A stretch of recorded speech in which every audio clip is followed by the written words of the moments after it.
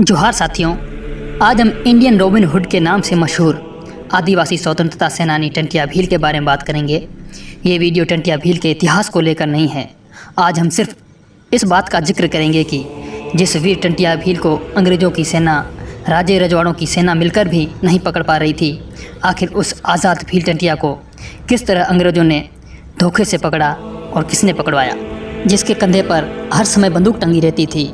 रफ्तार तो ऐसी थी कि पलक झपकते ही टंटिया गायब हो जाता था। गरीब, लाचार मजदूरों, किसानों व आदिवासियों के दुखों को दूर करने वाले इस वीर के साथ किसने विश्वासघात किया और क्यों रक्षाबंधन के त्यौहार पर हमेशा के लिए काला धब्बा लग गया। कि 16 साल से साहूकारों, जमींदारों, राजा रजवाड़ों व अंग्रेज़ों से लड़ता ही रहा। इतने लंबे संघर्ष के विकट दिनों में भी वीर टंटिया भील जंगलों में ही रहा, कभी भी चैन की सांस नहीं ली, हमेशा दिन रात संघर्ष करता रहा। अब टंटिया भील की उम्र 46 वर्ष हो चुकी थी। शरीर भी कमज़ोर पड़ गया था। उसके सहयोगी साथी भील लड़ाके तन मन से अपने अगुए टंटिया भील के साथ थे। 16-17 सालों से टंटिया ने ज़मींदारों, अंग्रेज़ों के नाक में दम करके रखा था। अंग्रेज़ों व ज़मींदारों में टंटिया भील का हर समय खौफ बना रहता था। टंटिया भील का एक परम मित्र था गणपत सिंह राजपूत, जिस पर टंटिया भील बहुत ही विश्वास करता था और उस गणपत सिंह राजपूत की पत्नी को टंटिया भील मुँह बोली बहन कहता था।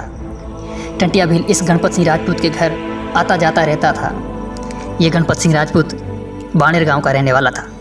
टंटिया भील को पकड़ने के लिए सरकार ने बहुत बड़ा पैसों का इनाम भी रखा हुआ था।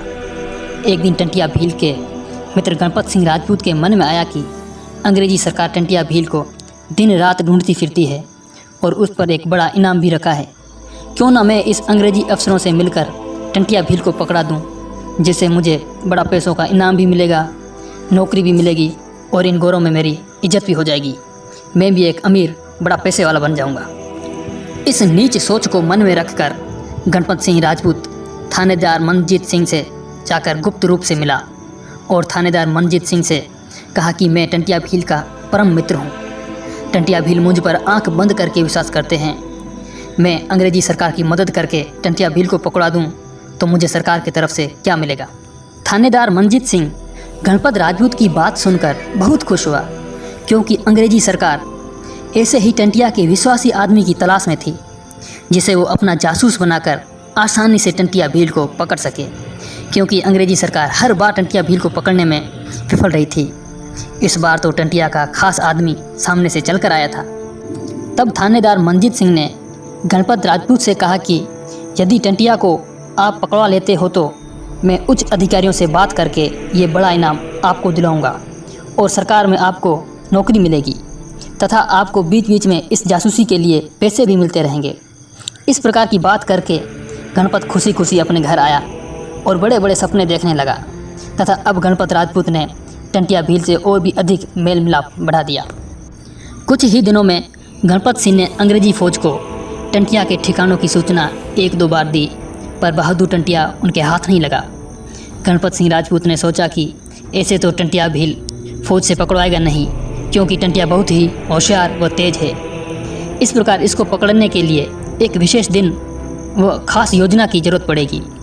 तभी गणपत सिंह राजपूत को याद आया कि टंटिया मेरी पत्नी को बहन कहकर बुलाता है और हर साल राखी बंधवाने मेरे घर आता है। और उस महीने की 11 अगस्त को रक्षाबंधन का त्यौहार आ रहा था। गणपत ने सोचा क्यों ना इस रक्षाबंधन के दिन मेरे ही घर टंटिया भील को पकड़वा दिया जाए, क्योंकि वो हर साल रक्षाबंधन के दिन मेरे घर जरूर आता है। इस प्रकार ये योजना बनाकर गणपत सिंह राजपूत 7 अगस्त यानी रक्षाबंधन से 3 दिन पहले ये अपनी योजना थानेदार मनजीत सिंह व मेजर श्री प्रसाद को सुनाई। गणपत राजपूत ने ये अपनी पूरी योजना पुलिस को सुनाई तो पुलिस अधिकारी तैयार हो गए, परंतु उन्होंने जासूस गणपत सिंह राजपूत को कहा कि अगर इस बार टंटिया को तूने नहीं पकड़वाया तो हम तेरा बुरा हाल करेंगे। पर गणपत ने पूरे विश्वास के साथ कहा कि अब की बार रक्षाबंधन पर मेरे घर जरूर पकड़ाऊँगा। इस प्रकार पुलिस से बात करके गणपत अपने घर की ओर लौट गया। पीछे पुलिस ने अच्छे घुड़सवारों व तकड़े हष्ट-पुष्ट जवानों की हथियारबंद एक टुकड़ी तैयार की और उसको गणपत राजपूत के गांव बाणेर की तरफ रवाना कर दी। ये पुलिस की फ़ौज छुपते छुपते 10 अगस्त यानी रक्षाबंधन के एक दिन पूर्व गणपत के घर पहुंच गई। उसके दूसरे दिन 11 अगस्त 1889 रक्षाबंधन के दिन सुबह सुबह जल्दी गणपत ने अपनी पत्नी को कहीं आसपास अपने रिश्तेदारों में भेज दिया। बरसात का समय चल रहा था। रात दिन बरसात हो रही थी। चारों तरफ कीचड़ ही कीचड़ था। जिन झोंपों में फौज छुपकर बैठी थी उनमें भी ऊपर से बरसात का पानी टपक रहा था। सुबह से लेकर शाम तक गणपत व पूरी फौज टंटिया भील का इंतजार करती रही। फौज भूखी प्यासी पूरे दिन परेशान होती रही। पूरा दिन निकल चुका था। गणपत राजपूत को मन ही मन डर लगने लगा कि यदि आज टंटिया भील नहीं आया तो ये परेशान फौज मुझे नहीं छोड़ेगी। अब फौज को भी लगने लगा कि टंटिया भील नहीं आएगा, पर गणपत ने जैसे तैसे करके कुछ समय और इंतजार करने के लिए कहा। अंधेरा हो चुका था। टंटिया भील अपने रघु कोरकू व नानकू आदि 7 साथियों के साथ हथियार बंद रात के अंधेरे में बरसाती बाधाओं को झेलते हुए जंगल के रास्ते नदी को तैरते हुए अपने साथियों के साथ रात 10 बजे गणपत के घर के सामने जा खड़ा हुआ। गणपत ने अचानक रात 10 बजे टंटिया को देखकर अचंभित हो गया। उसको अपनी आंखों पर विश्वास नहीं होने लगा। तभी टंटिया ने गणपत से बोला, मैं हर राखी पुनिया को तेरे घर आता हूँ, देख इस बार भी आ गया। आप मेरे प्रिय मित्र हो, इस कारण देर से ही सही पर मैं आ गया। बाई कहाँ है, यानी कि बहन कहाँ है, मुझे राखी बंधवानी है। तभी गणपत दबी दबी आवाज़ में लड़खड़ाता हुआ बोला कि वो तो घर पर नहीं है। टंटिया को मन ही मन बहुत गुस्सा आया, पर अपने गुस्से को शांत करके वो गणपत के घर के गेट पर ही बैठकर मस्ती से चिलम जलाने लगा। बरसात का मौसम था, ठंडी हवा चल रही थी। टंटिया भील सफ़र का थका हुआ था। वो सुकून से वहीं बेफिक्र होकर बैठा रहा। तभी चालाकी से गणपत ने टंटिया के कुछ साथियों को इधर उधर भेजकर टंटिया से दूर कर दिया।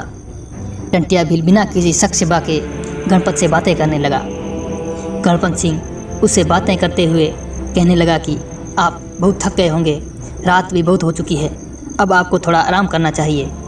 और गणपत ने टंटिया की बंदूक को उसकी बगल से निकालकर एक तरफ रख दिया।